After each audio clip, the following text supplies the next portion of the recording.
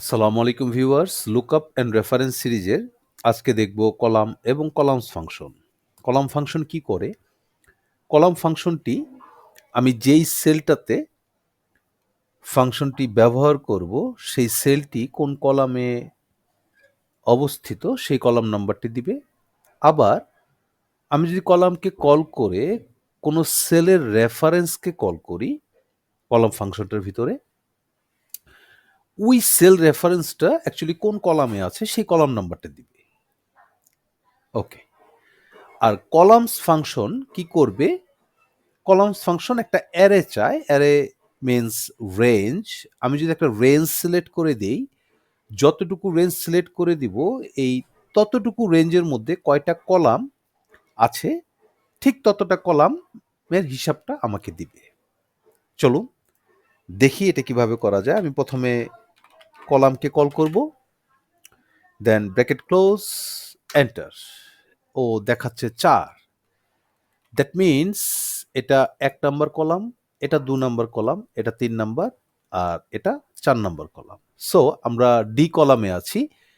That's why এটা ৪ number column. ওকে। আমরা আরেকটু যদি দেখি যে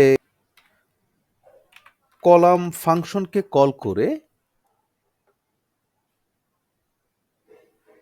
যদি আমরা A1 এই সেলটিকে সিলেক্ট করি, ব্র্যাকেট ক্লোজ, এন্টার, দেন এখানে দেখাবে column number 1 because of A1 সেলটি ১ number কলামে অবস্থিত।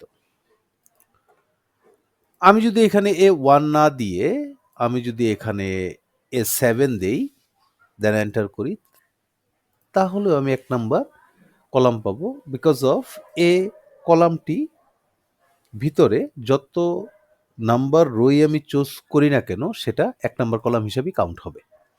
ওকে। এখন যদি আমি কলামস ফাংশনকে কল করি, কলাম ফাংশন আমার কাছ থেকে অ্যারে চাচ্ছে, কলাম ফাংশন আমার কাছ থেকে রেফারেন্স চায়, আর কলামস মানে কলামগুলো, এই ফাংশনটার সিনট্যাক্সে আমাকে চায় হলো অ্যারে। ওকে। এখন অ্যারে মিন্স একটা রেঞ্জ, আমি এই রেঞ্জটা সিলেক্ট করলাম ১ থেকে ১০, মানে H2 থেকে Q2 পর্যন্ত, দেন ব্র্যাকেট ক্লোজ, এন্টার। সে আমাকে দেখাচ্ছে যে এখানে ১০টি কলাম।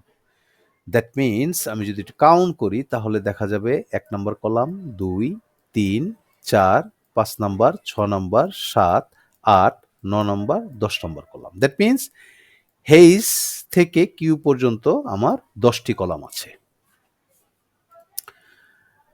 মোটামুটি আমরা কলাম এবং কলাম ফাংশন সম্বন্ধে একটা ভালো আইডিয়া পেয়ে গেছি।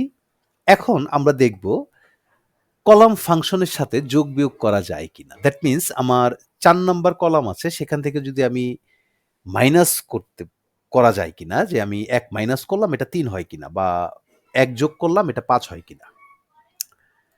তাহলে আমরা কি করব? এই কলাম ফাংশনের সামনে আমরা +1 দিব। এন্টার। ফাইন। আমরা এটা ৫ পেয়েছি, ৪ ছিল। কন্ট্রোল জেড, আমরা আগের অবস্থানে চলে আসলাম। এখন এখানে ৪ নাম্বার কলাম দেখাচ্ছে, এখানে যদি আমি -1 করি তাহলে এটা চলে আসবে ৩, মানে এটা কলাম ৩ হলো, মানে ৪ থেকে একটা কলাম বাদ দিয়ে দিলাম। ওকে, আমি কন্ট্রোল জেড দিয়ে আগের অবস্থানে ফিরে আসলাম।